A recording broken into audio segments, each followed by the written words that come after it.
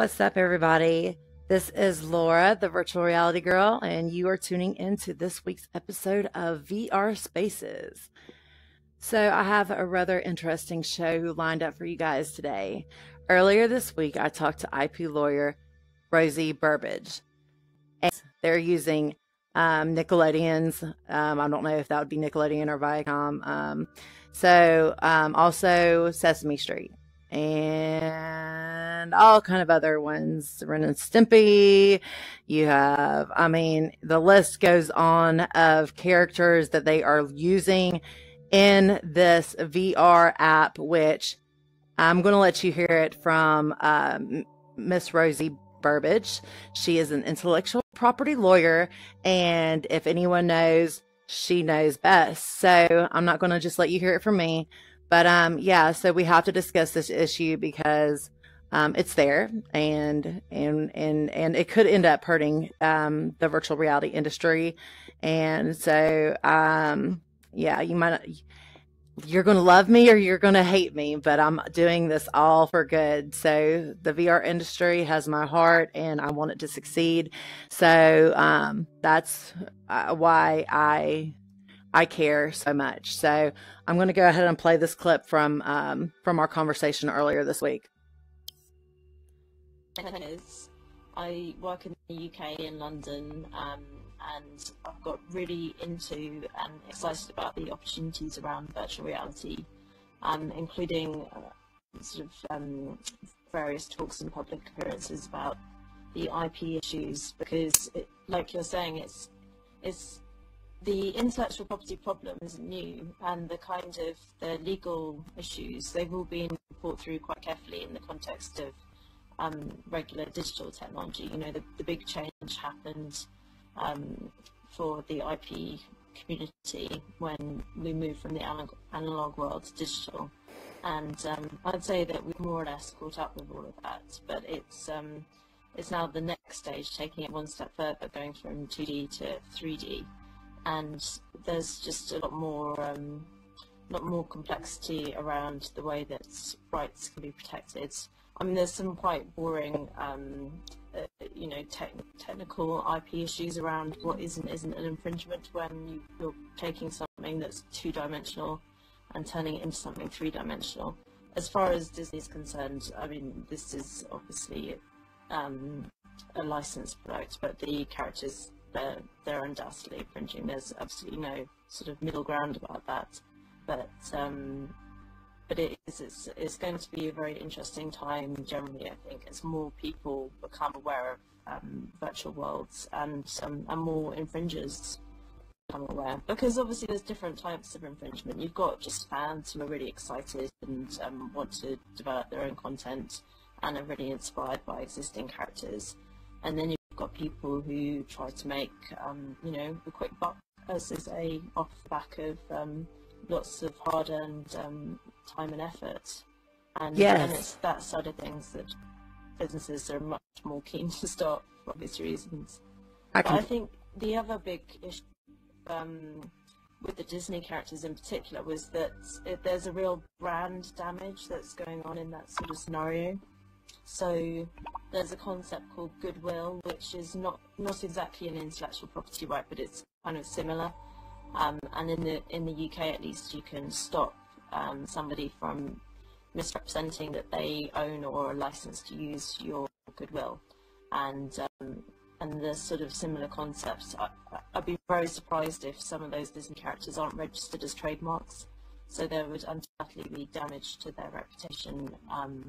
It's not quite as easy to say that they are being that it is trademark infringement, again for slightly IP techy reasons, but it's the sort of thing that I can imagine Disney wanting to rely on its whole suite of IP rights to stop this sort of thing from happening. So yeah, it's a very exciting time, and it's like anything, you've just got to think, is this the sort of thing that I'd be comfortable with somebody using my intellectual creations, and where is that line? You know? Now, what is the what is the let's see, what is the aftermath of it? So say that all these Disney characters are running around VRChat. People are making videos from them, not so nice videos. The damage goes further beyond just being able to use them. Now you have all these Disney characters out there on the YouTube world that's been making these naughty videos. So is it something that they are just going to send a letter to and say, hey, stop using this? Or is it, are we moving into lawsuit type ground? So the thing that I would expect them to do would be firstly to file notice and take down notices for the YouTube videos themselves, so that you don't necessarily need to file a lawsuit. There are pretty good tools that Google's made that enable you to take down content quite quickly. Obviously that's a hassle for Disney, and it's not something that they'll be very keen about. So at the same time, I would imagine that they just try and go back to the source and stop further videos from being made, so that you know, it's a kind of two-pronged approach. And if they can find out who did put the characters into the app, I can imagine them taking action against them specifically. Rights holders have very different strategies as far as approaches to people who've used their content are concerned. So some, particularly when there's no money is concerned, they might just write them often quite a nice letter saying it's very flattering that you're doing this, but please don't do it in the future. Right the way through to something that's much more aggressive. I mean, Disney is not known for being as sort of weak as far as its intellectual property rights protection is concerned. They really take it very seriously and are at the more sort of aggressive end of the spectrum as far as protection of their IP rights is concerned. But again, completely understandably, particularly given the sort of sensitivities and the children who are much more vulnerable and likely to be influenced by this sort of content. In the UK, we've had a thing recently with people making, there's a character called Peppa Pig. I don't know if it's big in the US, but here at Peppa Pig. And there have been all these quite dark videos of Peppa Pig that are auto-playing for children, and it's become quite a big scandal in the press at the moment. But now the press is all talking about the royal wedding, so So I think the Peppa Pig thing has been going on for years, right? Okay. So we're going to stop it right there. And so I also am going to now show you a clip from VRChat. So we're going to go ahead and go into that. To the corridor, Avatar corridor. Can I send you like a request or something? I don't know. It's me. Oh, hey, man. Hey, I got Sean coming by in a couple weeks to fucking put some nugs for that sauce. That is fucking amazing to me. That's so amazing. You're talking, but I don't see you. Hey, buddy. Oh man. And you see the Disney character in the background while they are doing to this talk. You'd see the Disney character right there in the background. Missed you in Toronto by like a day, dude. Are you serious? Yeah, because you came to that that event on the 2nd or 3rd, and I showed up on the 4th because I was out touring and shit. But I missed like 3. I missed you and like the Red Letter Media guys. I missed too. Like a bunch of people went to, because everyone was going there for TIFF, right? That's why you were there? Yeah. I was there. Oh God. Okay. Well, Jesus. Well, that's amazing. Man, you have like your own avatar. This is ridiculous. Listen, I make animations and they're better than yours. I wanna like be able to switch between Rick and Morty. That'd be amazing. If I could just like automatically switch. Excuse me. Oh shit! I've seen my son. Somebody wants to see my son. What the fuck? Oh my God! It's so crazy. Excuse me. Has anyone seen my? Hey! Don't touch me. Don't touch me. Looking for my son. That's hilarious. Look into the palm of the hand. Marlon, I'm better at Blender than you are. Guys, I want to give everybody a huge congratulations. I'll do it as Morty. I want to give everybody huge congratulations He's for being a giant piece of shit. Everybody's a piece of shit. And I'm just going to stop it right there because we've seen enough. All right, so now that we got that issue out of the way, it is a very big issue. It's not anything to play with. There is a lot of things going on with that is just not right, and it needs to be fixed. So that's not my problem, though. I'm just bringing it to light and let you guys do the rest. So I hope you guys the best. I hope that I get to go in there and enjoy your app one day, because it is like my dream come true to be able to jump in those characters. But I'm not going to be able to do that if you're not doing it the right way either. So with that being said, we are going to go on to the 360 of the week. And this is by Sandy Thom. All right, Sandy. All right, so we are going to take this out. I'm going to get rid of this. I'm going to get rid of this. I'm going to go over here to the 360. And I am going to play it. This is her new music video for Earthquake. So it's, yeah, so we're going to share it. I will share this to my page later on. I always love music videos. If you have music videos, let me know. I need music videos. So this is a short little music video by Miss Sandy Thom.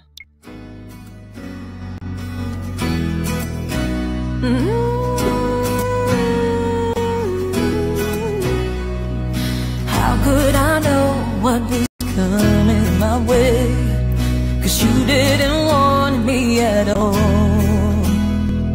And suddenly out of the blue you say, well, I just don't love you no more.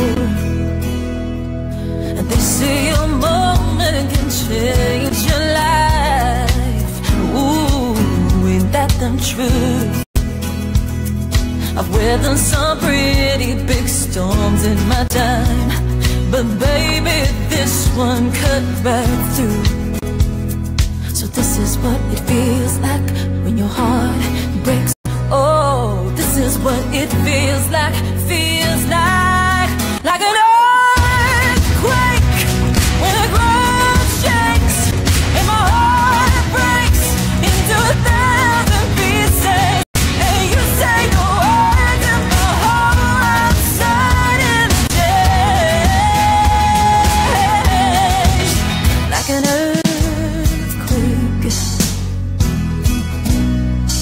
There's no way of knowing, there's no warning signs when everything comes crashing down. Well, I hope you know what it feels like someday, or when somebody turns your world upside down. I know you know this is what it feels like when your heart breaks. Oh, this is what it feels like when the ground shakes. Oh, this is what it feels like an earthquake when the ground shakes and your heart breaks into 1,000 pieces. And you say your words and my whole world suddenly change like an earthquake. You shook my foundations, tested the strength of my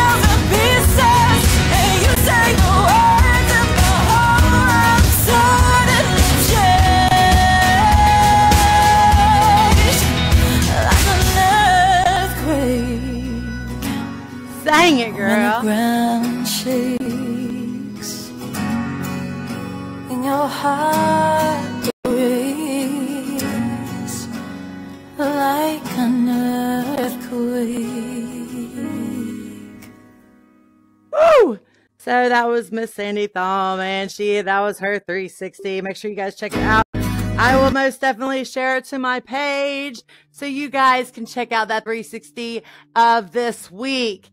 I like music videos. I like things that are so beautiful that they make me cry. So your goal should be to make me cry.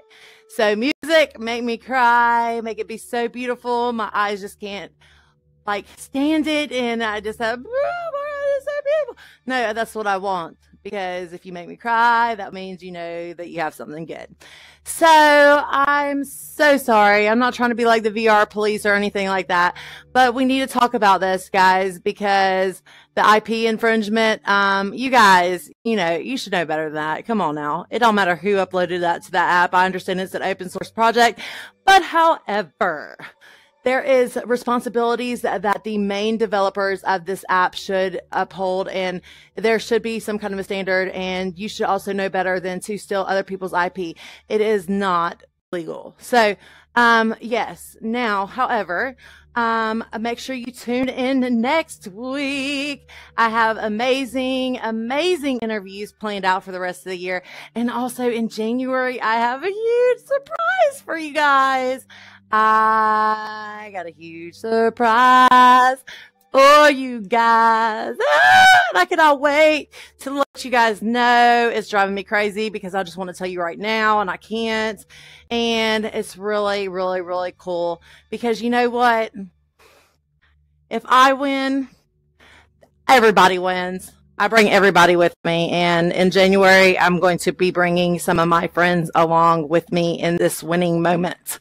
So you guys stay tuned for next week, same time, same place, 10 p.m. Eastern Standard Time, VR Spaces with the VR Girl. Signing out. Bye, guys. Thank you for tuning in.